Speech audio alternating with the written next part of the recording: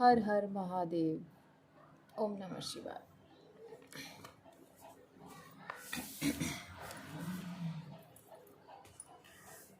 आज हम पढ़ेंगे उसी के आगे से। जप काल में मकरांत प्रणव का उच्चारण मन की शुद्धि करने वाला होता है। समाधि में मानसिक जप का विधान है तथा अन्य सब समय भी उपांशु जप ही करना चाहिए। नाद और बिंदुक से युक्त ओमकार के उच्चारण को विद्वान पुरुष समान प्रणव कहते हैं। यदि प्रतिदिन आदर पूर्वक 10,000 पंचाक्षर मंत्र का जप किया जाए अथवा दोनों संध्याओं के समय एक एक सहस्त्र का ही जप किया जाए तो उसे शिव पद की प्राप्ति कराने वाला समझना चाहिए। ब्राह्मणों के लिए आदि में प्रणव से युक्त पंचाक्षर मंत्र अच्छा बताया गया है।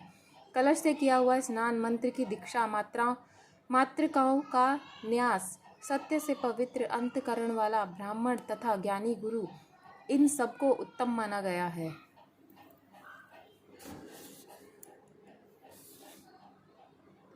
दिव्यों के लिए नमः शिवाय के उच्चारण का विधान है। द्विजेत्रों के लिए अंत में नमः पद की प्रयोग की विधि है अतः वे नमः शिवाय इस मंत्र का उच्चारण करें। स्त्रियों के लिए भी कहीं कहीं विधि पूर्वक नमो अंतः उच्चारण का ही विधान है, अर्थात वे भी शिवाय नमः का जप करें। कोई ऋषि ब्राह्मण की स्त्रियों के लिए नमः पूर्व शिवाय के जप की अनुमति देते हैं, अर्थात वे नमः शिवाय का जप करें। पंचाक्षर मंत्र का 5 करोड़ जप करके मनुष्य भगवान सदाशिव के समान हो जाता है। 1, 2, 3 या 4 करोड़ का जप करने से क्रमशः ब्रह्मा, विष्णु, रुद्र तथा महेश्वर का पद प्राप्त होता है। अथवा मंत्र में जितने अक्षर हैं उनका पृथक पृथक 1-1 लाख सवा जप 1-1 लाख जप करें अथवा समस्त अक्षरों का एक साथ ही जितने अक्षर हों उतने लाख जप करें।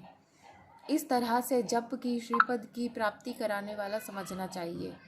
यदि 1000 दिनों में प्रतिदिन 1 सहस्त्र जप के क्रम से पंचाक्षर मंत्र का 10 लाख जप पूरा किया जाए और प्रतिदिन ब्राह्मण भोजन कराया जाए तो उस मंत्र से अभिष्ट कार्य की सिद्धि होने लगती है। ब्राह्मण को चाहिए कि वह प्रतिदिन प्रातःकाल 1008 बार गायत्री का जाप करे। ऐसा होने पर गायत्री क्रमशः शिव का पद प्रदान करने वाली होती है। वेद मंत्रों और वैदिक सूक्तों का भी नियम पूर्वक जप करना चाहिए। वेदों का पारायण भी शिव पद की प्राप्ति कराने वाला होता है। ऐसा जानना चाहिए कि अन्याय जो बहुत से मंत्र हैं उनका भी जितने अक्षर हों उतने लाख जप करें। इस प्रकार जो यथाशक्ति जप करता है वह क्रमशः शिव पद प्राप्त कर लेता है। अपनी रुचि के अनुसार किसी एक मंत्र को अपनाकर मृत्यु पर्यंत प्रतिदिन उसका जप करना चाहिए अथवा ओम इस मंत्र का प्रतिदिन 1 सहस्त्र जप करना चाहिए। ऐसा करने पर भगवान शिव की आज्ञा से संपूर्ण मनोरथ की सिद्धि होती है। जो मनुष्य भगवान शिव के लिए फुलवाड़ी या बगीचे आदि लगाता है तथा शिव के सेवा कार्य के लिए मंदिर में झाड़ने, बुहारने आदि की व्यवस्था करता है, इस पुण्य काम के लिए शिव पद प्राप्त कर लेता है। भगवान शिव के जो काशी आदि क्षेत्र हैं उसमें भक्ति पूर्वक नित्य निवास करे। वह जड़ चेतन सभी को भोग और मोक्ष देने वाला होता है। अतः विद्वान पुरुष को भगवान शिव के क्षेत्र में आमरण निवास करने चाहिए। पुण्य क्षेत्र में स्थित बावड़ी, कुआं, पोखरे आदि को शिव गंगा समझना चाहिए। भगवान शिव का ऐसा ही वचन है। वहाँ स्नान, दान और जप करके मनुष्य भगवान शिव को प्राप्त कर लेता है। अतः मृत्यु पर्यंत शिव के क्षेत्र का आश्रय लेकर रहना चाहिए। जो शिव के क्षेत्र में अपने किसी मृत संबंधी का दशा, मासिक श्राद्ध, सपिंडीकरण अथवा वार्षिक श्राद्ध करता है अथवा कभी भी शिव के क्षेत्र में अपने पितरों का पिंड देता है, वह तत्काल सब पापों से मुक्त हो जाता है और अंत में शिव पद प्राप्त कर लेता है। अथवा शिव के क्षेत्रों में 7, 5, 3 और 1 ही रात निवास कर ले। ऐसा करने से भी क्रमशः शिव पद की प्राप्ति होती है। लोक में अपने अपने वर्ण के अनुरूप सदाचार का पालन करने से भी मनुष्य शिव पद को प्राप्त कर लेता है।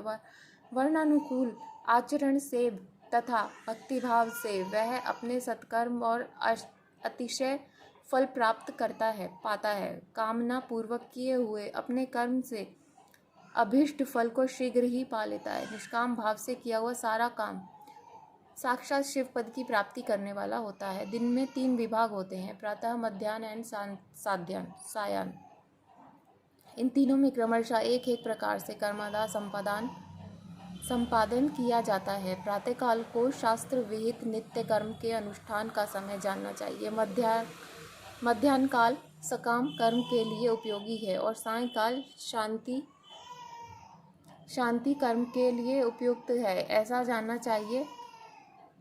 इसी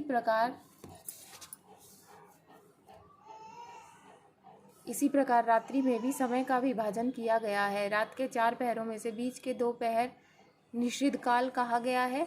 विशेषतः उसी काल में भगवान शिव की पूजा अभिष्ट फल को देने वाली होती है। ऐसा जानकर कर्म करने वाला मनुष्य यथोक्ति फल का भागी होता है। विशेषतः कलयुग में कर्म की फल की सिद्धि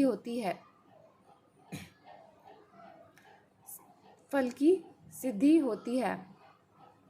ऐसा जानकर कर्म करने वाला मनुष्य यथोक्त फल का भागी होता है। विशेषतः कलयुग में कर्म से फल की सिद्धि होती है। अपने अधिकार के अनुसार ऊपर कहे गए किसी भी कर्म के द्वारा शिव आराधन करने वाला पुरुष यदि सदाचारी और पाप से डरता है तो वह उन कर्मों का पूरा फल अवश्य प्राप्त कर लेता है। ऋषियों ने कहा, सूत जी, पुण्य क्षेत्र कौन कौन से हैं जिनका आश्रय लेकर सभी स्त्री पुरुष शिव पद प्राप्त कर लें, यह हमें संक्षेप में बताइए। हर हर महादेव।